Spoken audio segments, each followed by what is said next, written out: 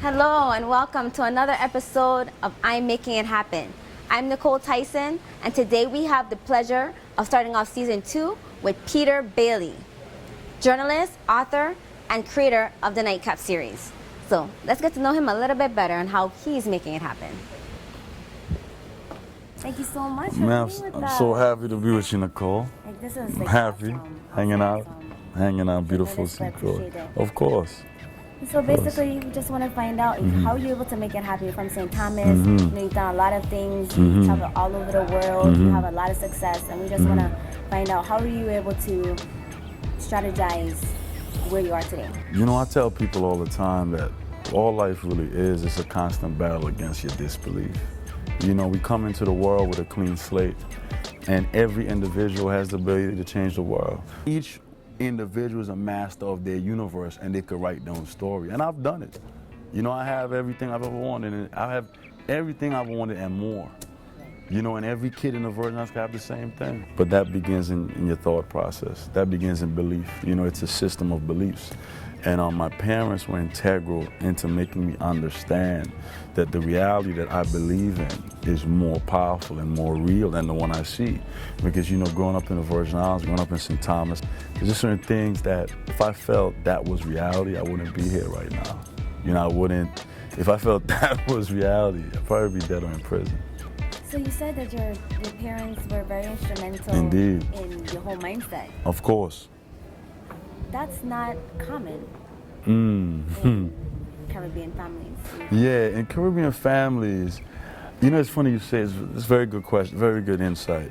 I look at schools and I always see Caribbean parents telling the kids, be quiet, when the truth is, a sign of genius and brilliance is a talkative kid. But we suppress expression. My parents did it. One of my pet peeves is the standards set for our kids. The bar set for our kids is in the toilet. It's in the toilet. Like the standards set for Virgin Islands kids, especially from the public school level, they're not being groomed to go out and be productive owners in life. With Caribbean parents, we need to raise our kids to be better than us. If you worked at a clothing store, your child should own the clothing store. You know, and that's how my parents raised me. My parents raised me to be an independent thinker. So when did you have that interest in being a journalist? You know, on St. Thomas, I saw things that, man, how can I change this? I wasn't rich, you know, and in the Virgin Islands we have a system where it's a small population controlling a lot. So how can I change something without having the capital to change it?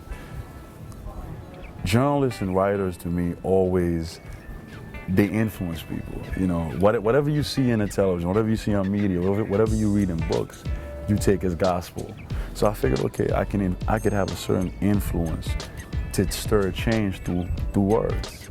You know, and that really got me on that road. So when I went off to the University of Delaware, one of my professors, Dr. Dennis Jackson, a guy from Mississippi, we just got together, and it's funny because I didn't really know what a journalist was, because you know when you go to college from the Virgin Islands, you think, okay, you business, engineering to get a job, but my thing was I wanted to pursue my passion. So what was your passion? My passion is to empower society.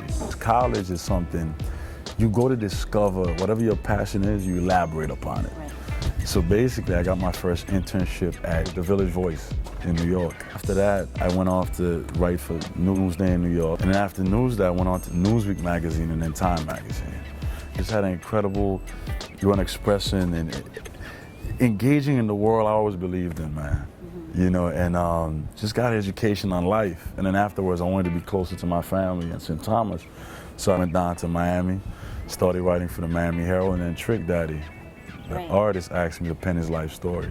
That's right. So I went out, got the book deal, and became a very, very good seller, very successful book, and started NiteCape, started my own show, my own space, to kind of further show those images of us that I believe in. So after doing the biography on Trick Daddy, did that inspire you to create The NiteCape? show, yes, because entertainers have the air of the youth.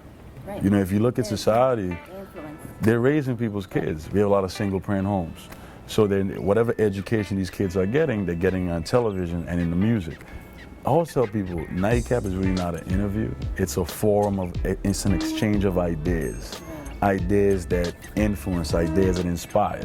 So if I'm having a conversation with, say, Mike Tyson or 50 Cent, we're discussing life, spirituality, motivation, you know? So the kids, they receive that knowledge. So it's really more of an educational program. But since I am in the entertainment business, I guess we always say, NiteCape, I make intelligence entertaining. So let's talk about the kids in the Virgin Islands, because we definitely want to, like you say, empower them and change Indeed. their mindset when in school. Yes. Like when I was watching your interview Yes, the NiteCape actress, Brisha Webb.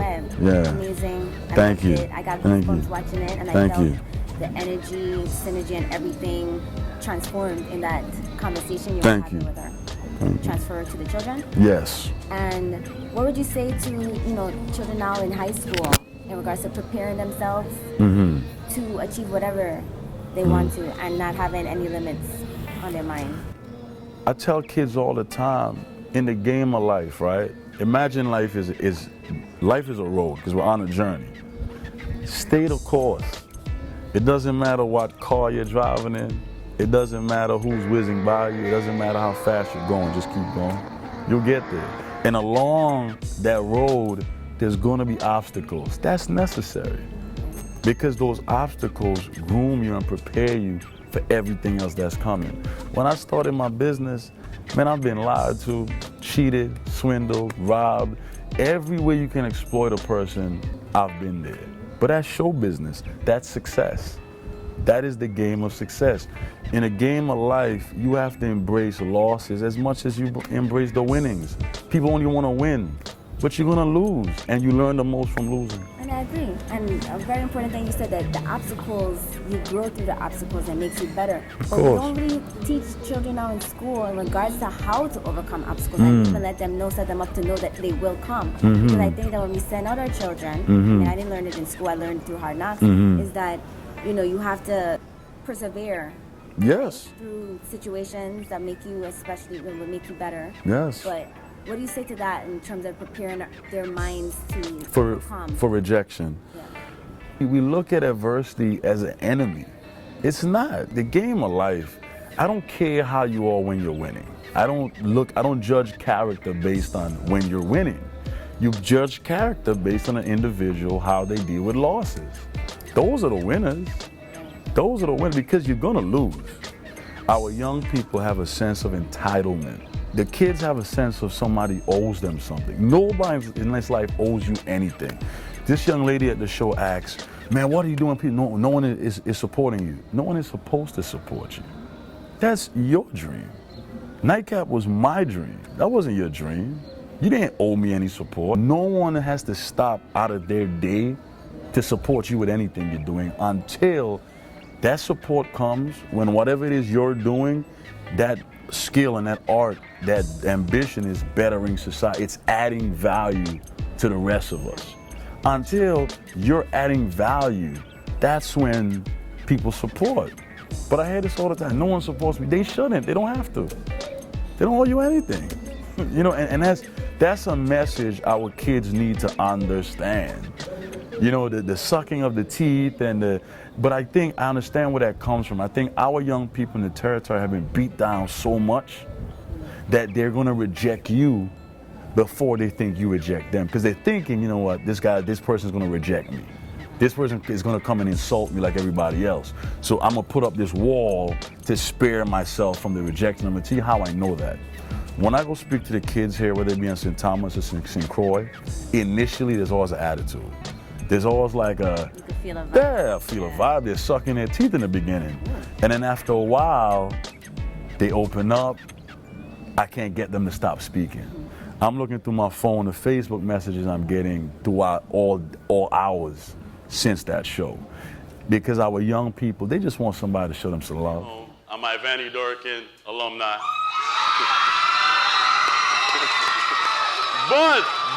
but, we still have love for the Chicken Hawks. We're the Chicken Hawks. And I think we do a lot of we spend a lot of time talking about the problems. You know, so how do we fix this thing? Love ourselves enough to believe we deserve better. See, I started to become successful when I decided I deserve better. Like, I think we have to understand, our kids need to understand, they could own these hotels. They could be out on a yacht all days of the week. They deserve that. They can't have this mentality, well, that's what they do. That's what them other people do. That's what them foreigners do. No, this is what we do. This is what we do. So with that, because I know we have a lot of issues, and you're being a part of the solution to remedy the issues that we have in the territory. But I think for the show, we're trying to get people to know, okay, well, Peter Bailey can do it, we can do it too. Of course. But the steps I think a lot of people miss is that they don't know how to navigate, right? Yeah. And so, what you were saying before about being that moment when you had lost everything and you had to build everything. Everything. I was sleeping in my car. The mindset, like how were you able to get your mind? Why I didn't give up? Yeah, why didn't you give up, and how were you able to move? I'll be honest with you. Level? At one point, when I was on the brink of giving up would have been harder. So what made you not give up? Because I was too deep in.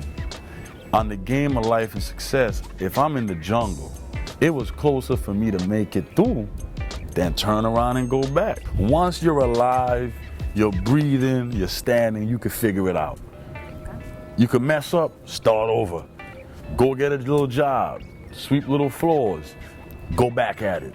You could always figure it out. The only person we need to feel sorry for, and man, I got buddies who didn't want me to feel sorry for them, is when you go to the doctor and you see you got 6 months to live. That's real problems. Oh, that's real problems. You broke, you ain't got no money, cool, go to the beach.